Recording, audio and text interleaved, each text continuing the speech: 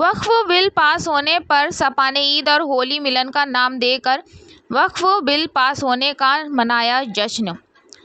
बरेली में बीते 5 अप्रैल को ईद और होली मिलन समारोह का आयोजन सपा नेता डॉक्टर अनीस बेग ने कराया था, जिसमें कई राजनीतिक दलों के नेता और कुछ सामाजिक कार्यकर्ता व यूट्यूबर शामिल हुए थे।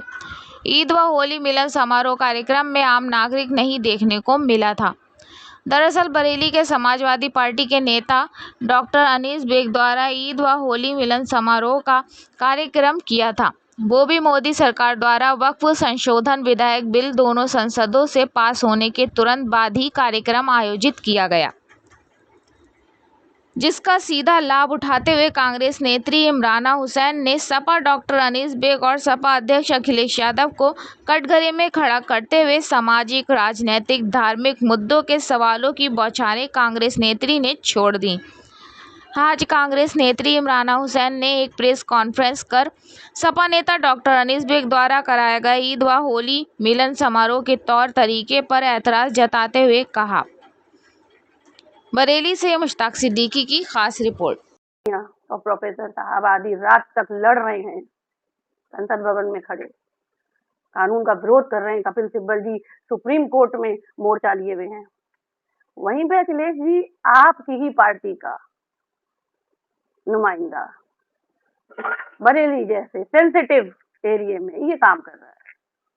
क्या आपको इसकी जानकारी नहीं है? और अगर जानकारी है आपको तो इंडिया गठबंधन के साथ आप ये क्या कर रहे हैं? 27 का जो इलेक्शन अब आना है, 26 में या 27 में जब भी आ रहा है, हम इसी तरीके से हारेंगे, 10,000 वोट से, 5,000 वोट से, 6,000 वोट से। तो हमें ऐसे कैंडिडेट या ऐसे रहनुमा नहीं चाहिए। भूतपूर्व प्रत्याशी अनीस बेग साहब ये भूल गए हैं कि वक्त बदल रहा है, थोड़ा संभल के चलिए, इस तरीके से काम करिए कि आप पे उंगलियां ना उठे। मुझे सवाल का जवाब चाहिए कि ये फंडिंग आपको कहाँ से मिली है जो इस कार्यक्रम में आपने की है। दूसरी चीज, देश का झंडा कहाँ है? अगर ये हिंदुस्तान की गंगा जमुनी तहजीब आपने दिखाई है तो देश के झंडे को आपने इस लायक नहीं समझा। आपकी समाजवादी पार्टी हिंदुस्तान से ऊपर हो गई। समाजवादी पार्टी का बैनर सेंटर में रखा है, सब जगह अखिलेश यादव जी के सबके फोटो लगे हैं, लेकिन देश के झंडे की मेरा भारत महान कहीं नहीं लिखा है। कौन से देश की रहनुमाई कर रहे हैं? ऐसा है, अनीस बेग साहब इस दौर के जिन्ना हैं। अनीस बेग साहब, डॉक्टर अनीस बेग भूतपूर्व प्रत्याशी समाजवादी पार्टी 125 विधानसभा, आज के दौर के जिन्ना बने हैं।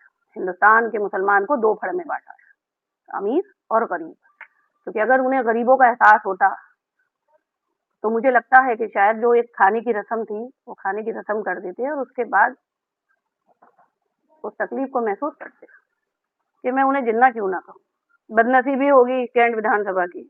मैं तो अखिलेश यादव जी से इस लाइव के माध्यम से, आप लोग के माध्यम से सवाल कर रही हूँ कि ये जो कार्यक्रम हुआ है, आधी रात में आप चाचा मियाँ प्रोफेसर साहब वहाँ स्ट्रगल कर रहे हैं और यहाँ आप ही के नुमाइंदे आपके फोटो लगा के, पार्टी का बैनर लगा के जश्न मना रहे हैं, खुशियां मना रहे हैं, ऐसे ऐसे करके नोट उड़ा रहे हैं। ये हमारी बदनसीबी है। हमारी बदनसीबी है कि अल्लाह ने जिसको नवाज दिया उसको ये होश नहीं है कि ये कर क्या रहा है। इन जैसे ही तो मुसलमान हैं जो दौलत के नशे में ये भूल जाते हैं क्या अलल हया व बलल ईमान है। मैं पूरे बरेली के मुसलमानों से सिर्फ एक सवाल करना चाहूंगी,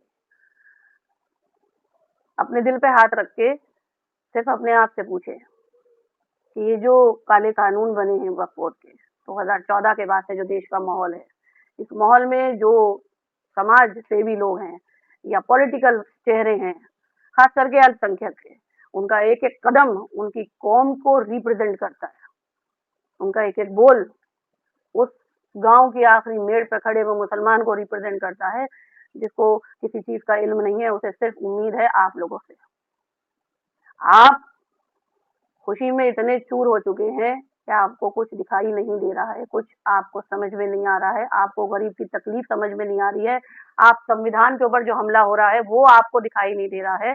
आप अपनी दौलत के नशे में इतने माऊफ हो चुके हैं कि आप मर्दों को चूम रहे हैं खड़े हुए। मैं सिर्फ इतना कहना चाहूंगी कि उनकी जो बेगम है वो माशाल्लाह से बहुत कायदे की औरत है और मैं उन्हें बहुत पसंद करती हूँ। ये उनकी ज़िम्मेदारी थी, ये उनकी ज़िम्मेदारी थी। उन्हें ये छोटी-छोटी चीज़ों का ख़्याल रखना चाहिए था कि अगर वो कोई कार्यक्रम कर भी रही हैं, तो कार्यक्रम से कौम के ऊपर आवाज़ ना उठे। अगर सूफ़ीज़्म की महफ़िल सजाई गई थी, तो खानक़ाह नियाज़िया में क्यों नहीं सजी? बरेली का सबसे बड़ा मरकज़ है सूफ़ीज़्म का। हिंदू-मुस्लिम गठबंधन की मिसाल है। मुहर्रम होते हैं, चरागा होता है, ईद, दिवाली, होली, हर वक़्त का जश्न वहाँ मनता है। अगर बात सिर्फ़ सूफ़ीज़्म की थी, लोफरपंथी की नहीं थी, छिछोरेपन की नहीं थी, तो ये कार्यक्रम वहाँ होना चाहिए था। मैं सिर्फ़ इतना कहना चाहूँगी कि आप किसी को रिप्रेज़ेंट कर रहे हैं। आप जब सामाजिक पटल पे खड़े हैं, जहाँ पे पूरा समाज है, तो वहाँ पे छोटी-छोटी बातों का बहुत ध्यान रखना है, क्योंकि आपने नहीं रखा। नशे में चूर होके वो काम कर रहे हैं, जो आरएसएस के लोगों की हरकतें। आप नोटों के हार पहना रहे हैं, गुलाब के हार पहना रहे हैं लोगों को, उस रोज़ जिस रोज़ अल्पसंख्यक मातम मना रहा है। डर गया है कि हमारे देश का गैर मुस्लिम पता नहीं मेरे साथ क्या कर देगा इस काले कानून के बाद। एक शक बैठ गया है। मैं बिल्कुल इसके लिए खड़गे जी से अपील करूँगी कि खड़गे जी, आप लोग बहुत मेहनत कर रहे हैं, अखिलेश जी आप बहुत मेहनत कर रहे हैं, लेकिन अगर ज़मीनी स्तर पे आप इन लोगों को इंस्ट्रक्शंस नहीं देंगे, इन लोगों पे नज़र नहीं रखेंगे, तो आने वाले इलेक्शन में हम फिर 5,000 वोट, 6,000 वोट और 60,000 वोट से हारेंगे, क्योंकि हमारे बीच आरएसएस ने सेंध लगा दी है।